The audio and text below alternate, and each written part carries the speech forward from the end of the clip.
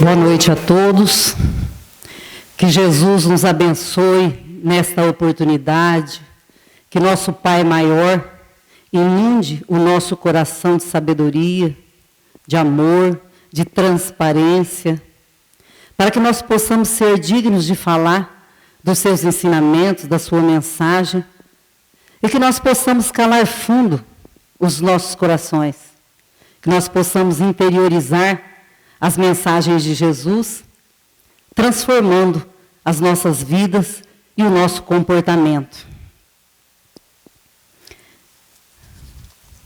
Hoje, então, nos foi dada a tarefa de falarmos sobre o capítulo 12 do Evangelho segundo o Espiritismo, amai os vossos inimigos. São Mateus nos fala assim, nos transmite as palavras de Jesus. Aprendestes que foi dito, amareis o vosso próximo e odiareis os vossos inimigos.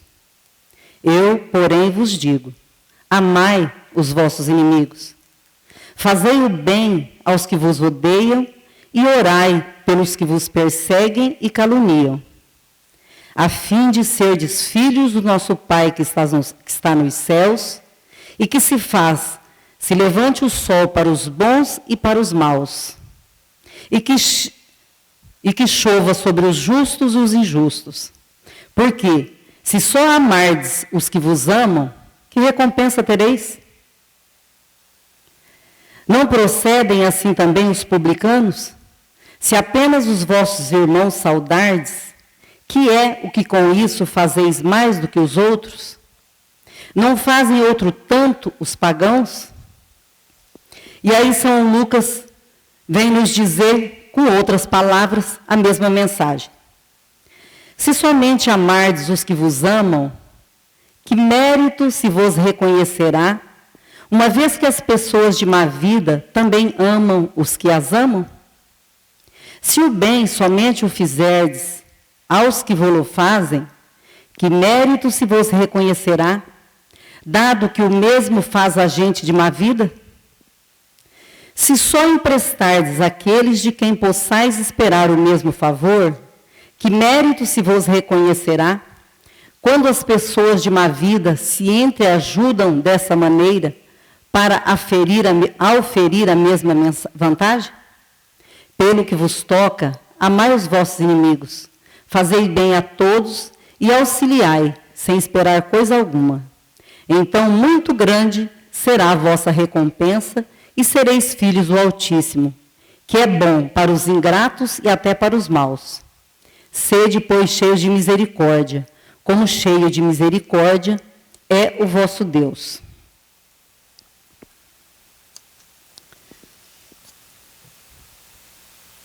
A dificuldade que nós encontramos nesse ensinamento faz com que nós tenhamos que refletir a respeito da nossa prática. E nós pensamos sempre que, quando nós adentramos uma casa espírita, espíritas que somos, ao ouvir essa mensagem de Jesus, esse ensinamento, nós precisamos refletir sobre a nossa prática. Eu estou aqui numa casa espírita, eu professo uma doutrina que me diz que a fé precisa ser raciocinada. Eu não posso simplesmente ouvir o que estão dizendo e seguir a esmo sem pensar. Não, a doutrina fala assim, você tem que analisar, você tem que ver onde é que se encaixa esse ensinamento na tua vida. Não duvidar do ensinamento, mas fazer com que esse ensinamento se encaixe na nossa vida e transforme a nossa vida para melhor, transforme o nosso proceder. E aí nós, ao chegarmos na casa espírita, nós ficamos nos perguntando, por que é que hoje eu estou aqui na casa espírita? Por que eu estou indo? Por que eu estou frequentando a casa espírita? Por que eu comungo desta fé junto com os irmãos que aqui estão? Por que eu professo essa doutrina? Porque às vezes, quando nós chegamos numa casa espírita, ou em outro lugar onde professamos a nossa fé, fazemos inúmeros trabalhos na casa, corremos para cá, corremos para lá, atendemos um aqui, atendemos outro ali, e aí fala assim, qual vai ser o evangelho da noite? Perdoar os inimigos. Ah, meu Deus, de novo. Não falou semana passada? Alguém já não falou sobre isso? Porque nós não refletimos, não paramos para refletir sobre o que esses ensinamentos de Jesus fazem no nosso íntimo, na nossa vida. Não que eu não deva fazer todas as tarefas do centro, mas é preciso que eu interiorize esses ensinamentos. É preciso que quando eu sente para ouvir uma mensagem de Jesus, eu não fique pensando, quantas vezes o responsável pelo evangelho falou assim, por quê?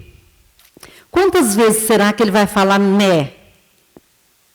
Mas ele não está sendo repetitivo? Já não foi dito isso? Não falou a mesma coisa? Porque nós não estamos prestando atenção necessária na mensagem. Naquilo que realmente importa, que são os ensinamentos de Jesus. E por que é que nós temos que prestar atenção nesses ensinamentos de Jesus? Por que é que nós temos que interiorizar esses ensinamentos? Por que nós temos que fazer com que esses ensinamentos façam parte do nosso dia a dia, do nosso cotidiano, da nossa vida? Porque são esses ensinamentos que irão me transformar, eu, espírita, cristão, numa pessoa melhor. Não é esse o objetivo de todas as religiões, não só a doutrina espírita? Nos transformar num ser humano melhor?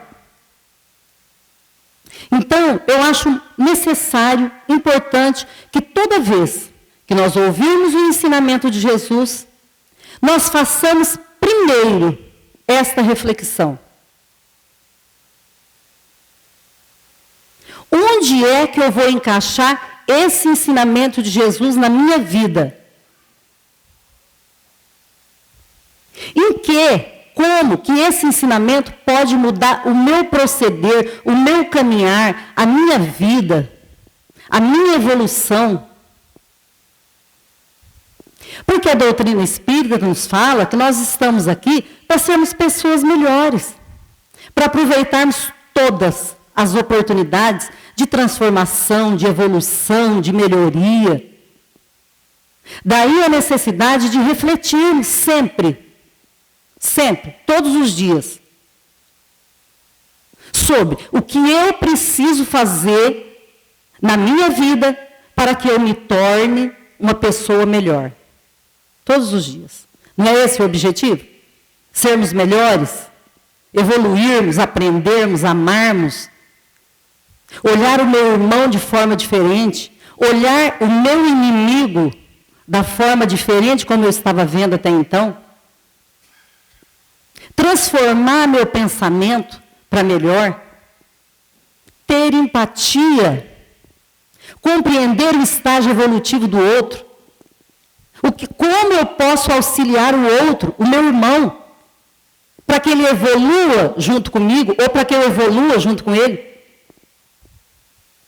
São reflexões necessárias, para que nós não tenhamos o hábito, porque às vezes nós adquirimos o hábito de ouvirmos a mensagem de Jesus, o ensinamento de Jesus, mas ela não adentra o nosso coração. Nós não conseguimos interiorizar, porque nós saímos da porta da casa afora, nós estamos fazendo tudo o contrário do que eu acabei de ouvir há 5 minutos. Então, eu não interiorizei esse ensinamento. A doutrina espírita nos fala que Jesus é o nosso modelo e guia. Então, nós temos um norte a seguir. Nós não podemos ficar assim, andando dando as voltas, andando às tontas. Nós temos um modelo a seguir. E ele deixou tudo certinho, está tudo escrito. O script. Faça isso assim, assim que você vai evoluir. Então, daí a necessidade de nós estarmos atentos a esses ensinamentos de Jesus. Sempre que o nosso pensamento, num momento importante como esse, e todos os outros que vocês participam de reflexão, nós afastarmos todos os pensamentos que estão nos afastando naquele momento de uma reflexão tão necessária para todos nós. Buscarmos sempre o nosso pensamento para o lugar que nós estamos, aqui nesse momento. E refletindo sempre sobre o que Jesus quer nos dizer na noite de hoje. Nós não estamos aqui por acaso, o acaso não existe. Né? Nós estamos aqui por uma razão que foi determinada, que foi orientada, coordenada por nós na nossa reencarnação. E o fato de sermos espíritas não nos torna melhores do que os outros. O espírito Inácio Ferreira fala que ser espírita é acréscimo de responsabilidade. Por conta dos conhecimentos que nós vamos adquirindo e raciocinamos sobre ele. Nós raciocinamos, nós pensamos, nós questionamos. Nós buscamos saber o que Jesus está querendo dizer com isso, onde é que eu me encaixo, como é que esse ensinamento se encaixa na minha vida e como é que me transforma para melhor. É acréscimo de responsabilidade. Nós somos conhecedores, nós temos o conhecimento. Então a minha responsabilidade é maior. Né? O tema de hoje, amar os inimigos. Eu fico pensando assim, como é que Jesus, diante das nossas dificuldades, diante da nossa imperfeição, deixou um ensinamento como esse para colocarmos em prática. Porque não é só para ler no Evangelho, ler bonita. Não, nós temos que colocar em prática. Eu acredito que talvez seja o mais difícil dos ensinamentos de Jesus. Perdoar o inimigo. Por conta dessa humanidade do qual somos feitos. Sujeitos a erros, a acertos. Onde ainda, muitas vezes, em nós, prevalece ainda a imperfeição. A dificuldade em perdoar, a dificuldade em reconhecer até que nós temos inimigos. Você tem inimigo? Eu não. Aí a gente esconde, às vezes, lá no fundinho, para a gente não perceber. Aí você fala, bom, mas eu nem preciso perdoar ninguém, porque eu nem tenho inimigo. Né? Bom, então Jesus vem e nos diz, você precisa perdoar o inimigo. Só que antes, na lei mosaica, Moisés disse assim, ó, você vai amar o seu amigo e odiar o seu inimigo. Que fácil. Mas muito difícil para os homens daquela época. Porque os homens daquela época matavam. E quando Moisés diz, você vai amar o seu amigo e odiar o seu inimigo. Ótimo. Então ele não vai mais matar, está só odiando. Só que quando Jesus, há 2000 anos atrás, nos diz assim, ó, eu, porém, vos digo. Ele coloca um marco divisório a partir daí. Eu, porém, vos digo. Você vai amar o seu inimigo. Você vai desejar o bem para ele. Você vai fazer o bem para o seu inimigo. Olha o susto que os homens daquela época, habituados à lei mosaica, a lei de talião, do olho por olho, dente por dente, recebe esta orientação de Jesus. Você vai amar o seu inimigo. Olha o susto que levaram naquela época essa orientação de Jesus. Mas aí nós ficamos assim nos perguntando, quem é meu inimigo? Aí você passa, você busca na mente assim, quem é meu inimigo, quem é meu inimigo? Não, mas eu acho que eu nem tenho inimigo. Porque Porque nós não aceitamos muitas vezes, nós nem acreditamos que o nosso inimigo é aquele a quem nós amamos. O nosso inimigo é aquele a quem nós dispensamos afeto, ternura, consideração. A gente fica surpreso, não é? Como assim? Se o meu inimigo é aquele que eu amo? Porque aquele que eu não tenho nenhum afeto e nenhuma consideração, ele não consegue me atingir. Eu não guardo o rancor dele. Eu posso passar ali na rua, de repente passei no sinal, sei lá de que jeito, passei muito perto de um ciclista, ele fala um impropério para mim. Eu olho para ele, tudo bem, estou errado, e vou embora. Eu guardei rancor, eu guardei mágoa dessa pessoa? Não. Eu até reconheço, ele tinha razão. Mas o nosso inimigo é aquele que nós amamos. Porque eu me importo com a atitude dele. Porque ele me magoa quando ele se dirige a mim de uma forma menos agradável. Porque ele consegue me atingir quando ele me diminui. Ele consegue me atingir quando ele consegue baixar a minha autoestima. Ele consegue me atingir quando ele me diminui diante dos outros. Ele consegue me atingir quando eu me reporto a ele e ele sempre duvida daquilo que eu falo.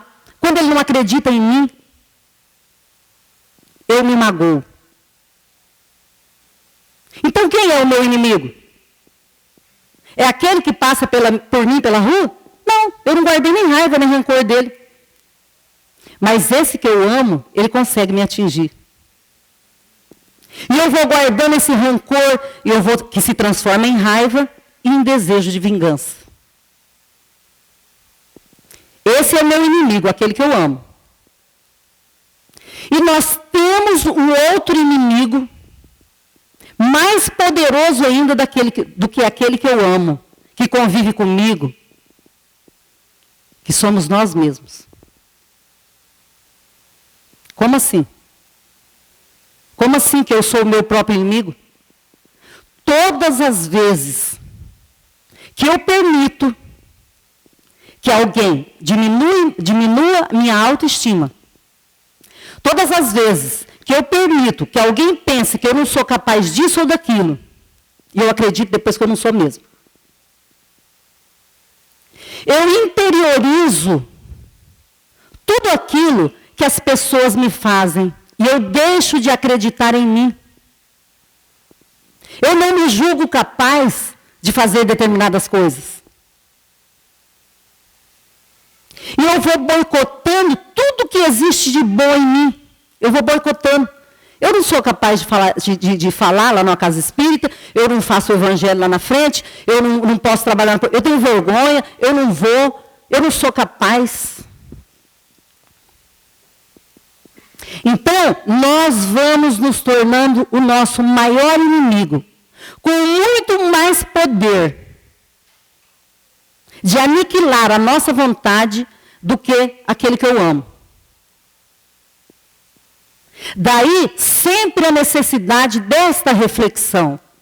Daí a necessidade de nós pararmos. A nossa fé é raciocinada. A doutrina espírita é raciocinada. Então, eu preciso pensar, refletir, o que é que eu estou fazendo para mim mesmo? Os consultórios dos psicólogos, psiquiatras, psicoterapeutas estão lotados de pessoas que não conseguem se perdoar e não conseguem perdoar o outro. E como é que esse rancor, essa raiva, que nós vamos guardando, porque a gente vai guardando. A gente fica, o nosso cérebro fica o tempo inteiro pensando naquilo ali. A gente não consegue afastar a ideia. Olha o que ele falou para mim, olha o que ele fez para mim, olha o que ele fez para mim. O tempo inteiro nós ficamos remoendo essa mágoa. Nós carregamos conosco uma mágoa por muito tempo sem conseguir nos livrar dela.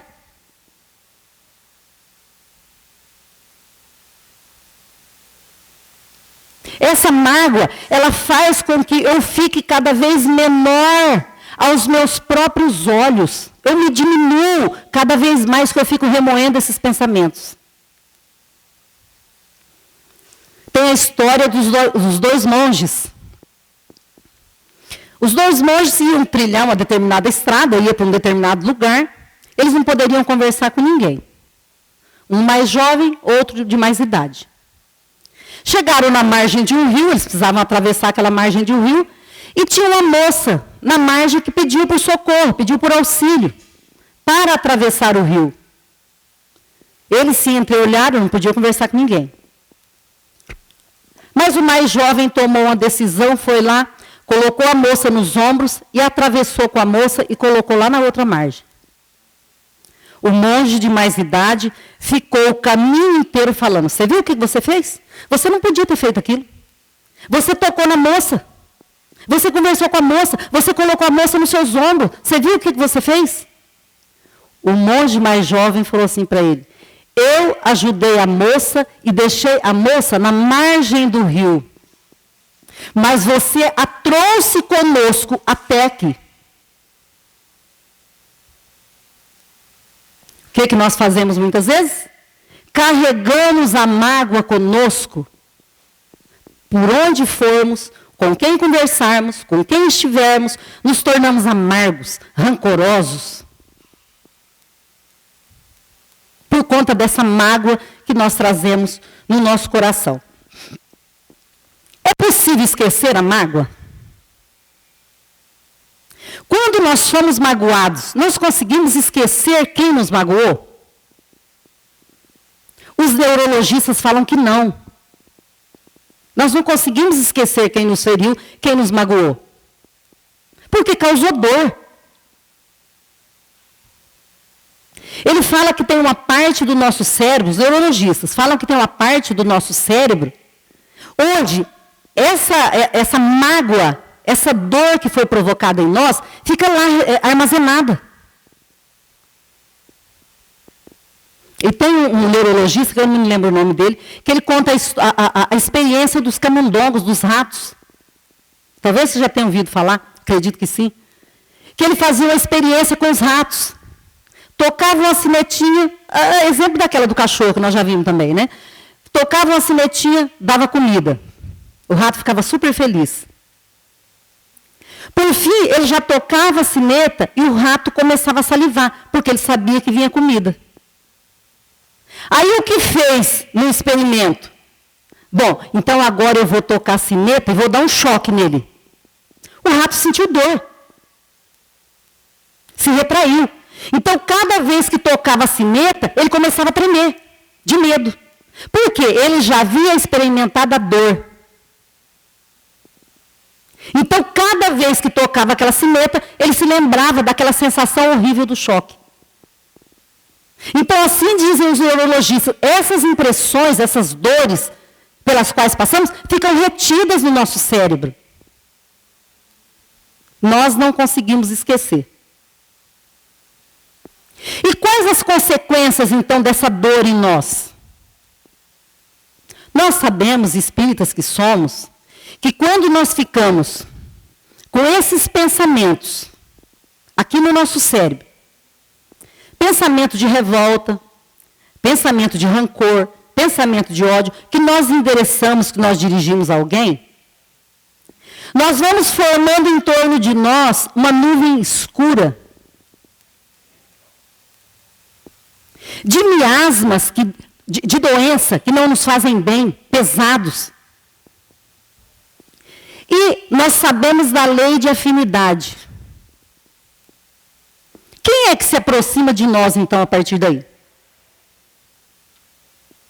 Espíritos menos felizes. Aqueles que coadunam com o nosso pensamento. Aquele que naquele momento está pensando como nós, com raiva, com rancor, com mágoa. Até chegar um momento em que esses amigos, não vamos falar inimigo, desses irmãos desencarnados que nós atraímos com a nossa sintonia, se afastam de nós. Eu não preciso nem obsediá-los. Ele mesmo está fazendo o trabalho. Não precisamos de obsessores.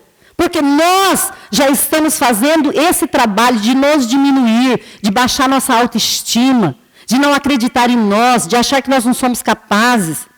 Porque alguém que nós amamos nos magoou, nos feriu. Nós não sabemos como sair disso daí. E aí Jesus, além de falar, ama o teu inimigo, ele traz ainda, tem algumas passagens ainda no Evangelho, onde Jesus nos orienta.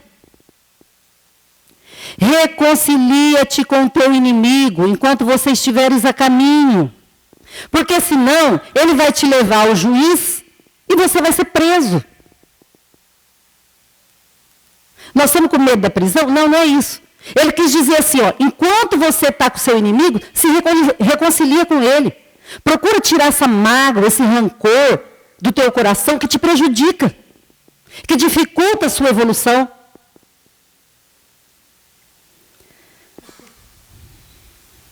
Ou então, São Mateus vem no capítulo 5 nos dizer assim, ó, deixa a vossa oferenda junto do altar e ide primeiro reconciliar-te com o teu inimigo. Perceberam a insistência de Jesus nesse ensinamento? Por quê? Porque o ódio, o rancor e a mágoa dificultam a nossa evolução. Nós sabemos que não é fácil. Eu preciso perdoar. Bom, eu já sei que eu não esqueço. Né? Aquele mal que me fizeram está retido aqui na minha mente. Eu não consigo tirar ele dali. Está aqui retido. Mas o que eu tenho que fazer, então, para perdoar essa pessoa que eu amo? O que eu tenho que fazer? Porque eu preciso perdoar. Por ele? Por mim. Porque Jesus não falou assim, ó, você vai lá, tenta entrar em contato com aquela pessoa que te magoou, vê se ele vai te perdoar. Jesus disse isso. Vê se aquele que te magoou consegue te perdoar, por alguma razão ele fez isso. Não. Jesus nos disse assim, perdoa você. Ame você o seu inimigo. Ame você aquele que te fez mal. Nós. Somos nós que precisamos perdoar aquele que nos fez mal. Como que eu posso fazer isso? Primeiro, reconhecer as nossas dificuldades e a dificuldade do nosso irmão. O nosso julgamento para com os outros é terrível.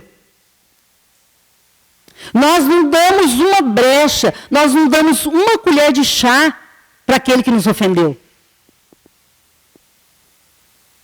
Se aproxime, tente uma aproximação. É possível tentar aproximar-se? Às vezes, o outro nem sabe que nos ofendeu. Porque às vezes a gente tenta, não, então eu vou me aproximar, vou ter uma conversa franca com ele, vou falar isso e aquilo. Aí você chega, olha, você sabe, aquele dia assim.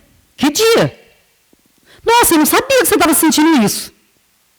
Eu te ofendi, então, eu nem tinha percebido. Então, olha o mal que nós causamos para nós, sem o outro nem percebeu o mal que nos fez.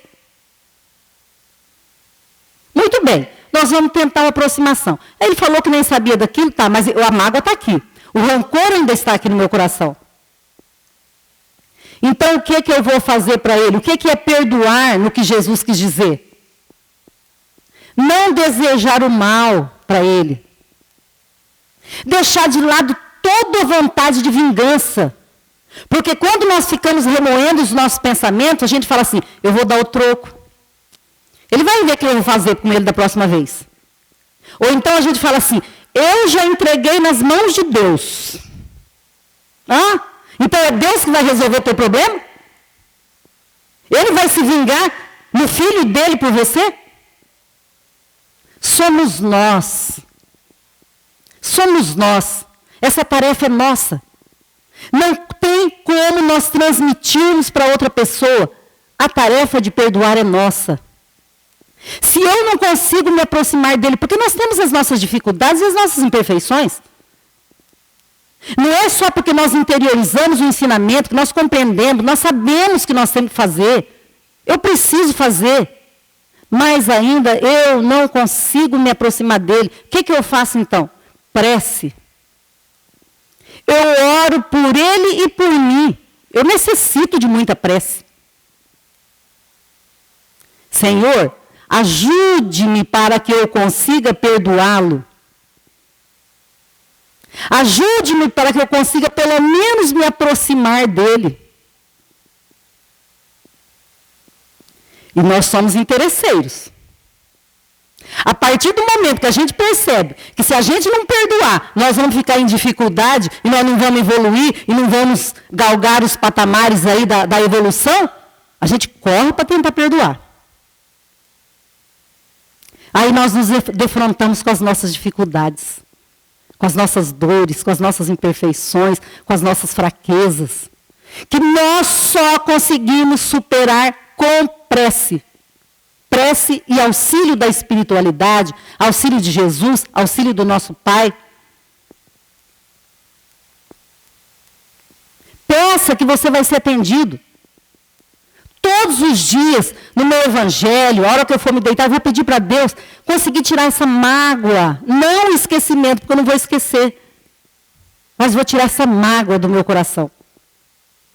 Hoje, as ciências humanas, as ciências que estudam o conhecimento, a evolução humana, que estudam o ser humano, eles já colocaram o perdão como forma de cura para as doenças do corpo e doenças psicológicas.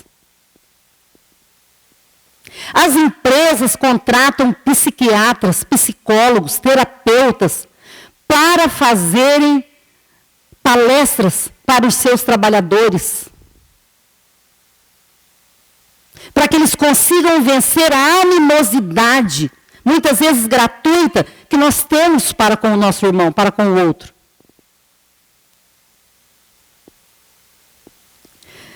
Tem um palestrante espírita, Rossandro Klinger, uma coisa assim o nome dele, que ele fala assim, ó, que ele ia fazer essas palestras nas fábricas, aí chegava lá e falava assim, colocava o título da palestra, né?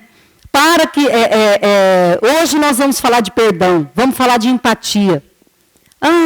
Gente, vocês viram aquele palestrante que veio hoje? Nossa, vocês viram o tema? Ninguém tinha interesse. Aí ele falou assim, vou mudar o tema da palestra então. O que você precisa fazer para você não pular no pescoço do seu amigo de trabalho e estrangular? Encheu. Olha o que muda, olha a nuance. Ele falava a mesma coisa antes. Mas quando ele falou, tocou no ponto fraco, porque às vezes no trabalho, nos lugares que frequentamos, a gente fala, gente, se eu pudesse pegar aquela criatura, né? Então ele foi encheu. Todo mundo queria assistir a palestra. Por quê? Porque tocou naquilo que a gente estava sentindo. É isso que a gente sente. E é isso que a gente precisa combater em nós. Às vezes nós não conseguimos entender a nuance.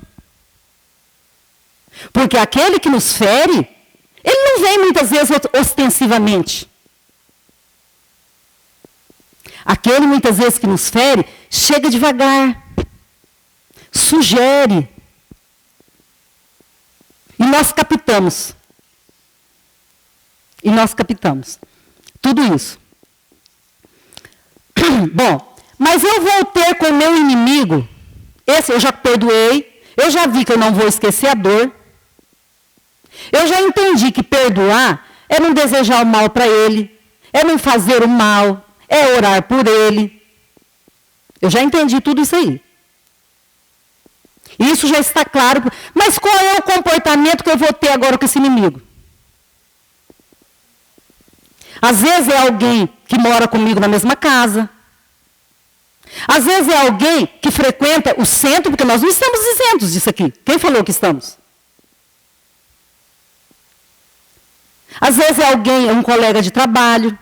Como é que eu vou me comportar com este meu inimigo, que deixou de ser, porque eu já perdoei, né? Mas agora eu preciso conviver com ele, a convivência continua. Como eu vou me portar com ele? Jesus não pretendeu em nenhum momento momento que nós tratássemos o nosso inimigo da mesma forma que nós tratamos o nosso amigo. Até porque não é possível. Se eu chegar e vou abraçar efusivamente aquele que eu perdoei ontem, eu estou sendo hipócrita. Porque há uma repulsão de fluidos.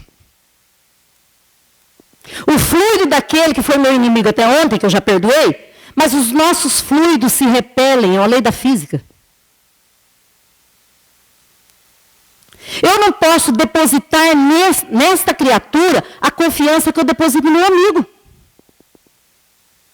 Porque eu fico feliz quando eu vejo o meu amigo, eu quero abraçar efusivamente, eu quero beijar.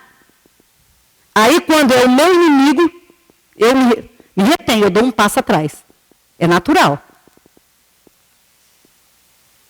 Então você vai se comportar com essa criatura como um ex-inimigo, ele deixou de ser. Mas até que você possa abraçá-lo, chamá-lo de irmão, vai uma longa caminhada. Mas você não vai desistir lá quando você perdoou. Porque o serviço está incompleto. Você vai perdoá-lo e você vai trabalhar através da prece em você para que você possa, um dia, poder dizer, eu não tenho nada para perdoar, porque ele não me ofendeu. É um caminho longo. Mas nós vamos chegar nesse ponto. Nós estamos aqui na Terra para evoluir, para sermos bons. Nós seremos espíritos evoluídos, nós temos que acreditar nisso. Eu não posso andar por aí cabisbaixa na rua, porque, me sentindo inferior a todos. Não, eu sou filho de Deus. Eu tenho possibilidades, eu sou capaz, eu posso, eu vou fazer. Eu tenho condições. Então é isso que precisamos interiorizar. O perdão tem que tirar de nós essa baixa autoestima.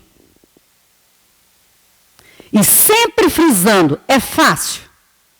Não. É muito difícil. Não é fácil de jeito nenhum. É muito difícil nós chegarmos a este grau de evolução para conseguir falar isso daí. Eu não preciso perdoar porque ele não me ofendeu. Mas nós podemos fazer isso.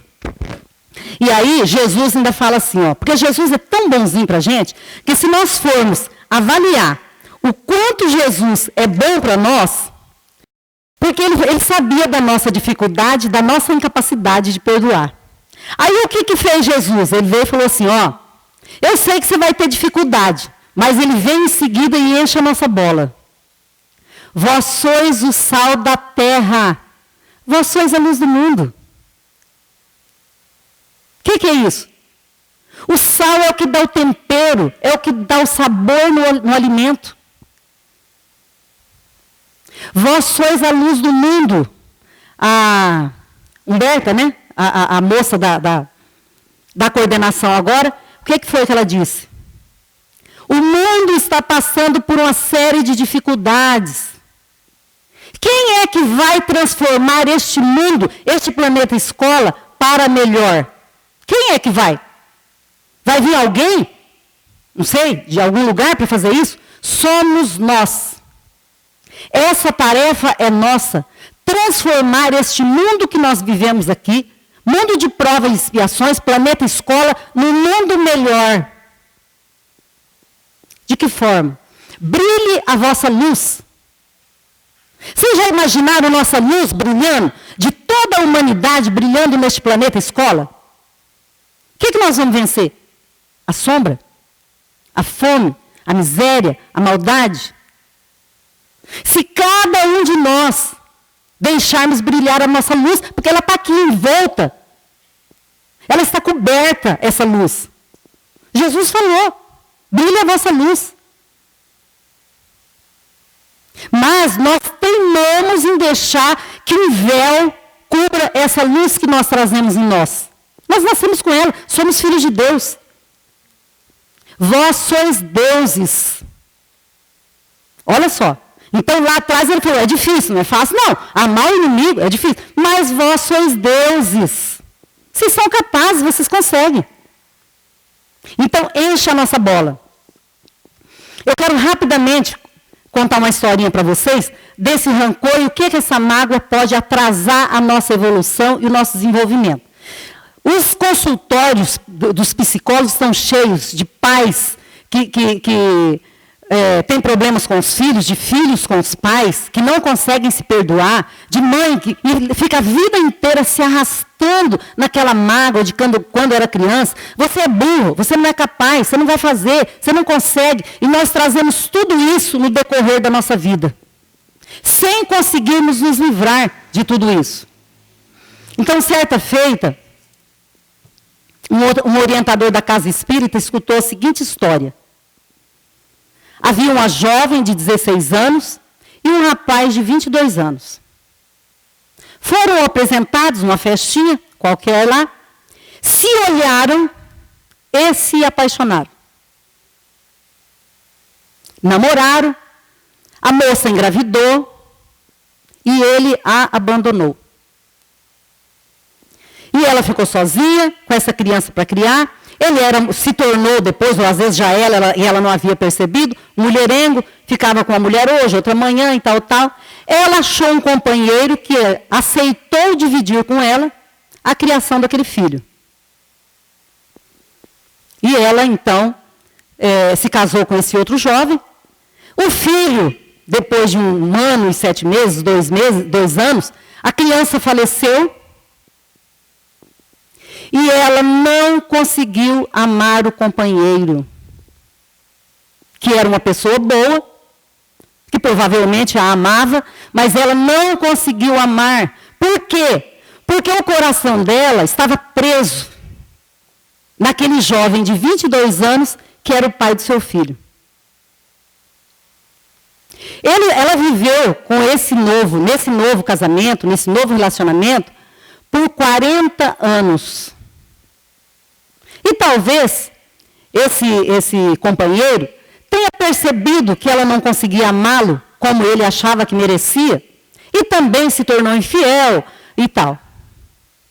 Se separaram 40 anos depois. Chega a pandemia.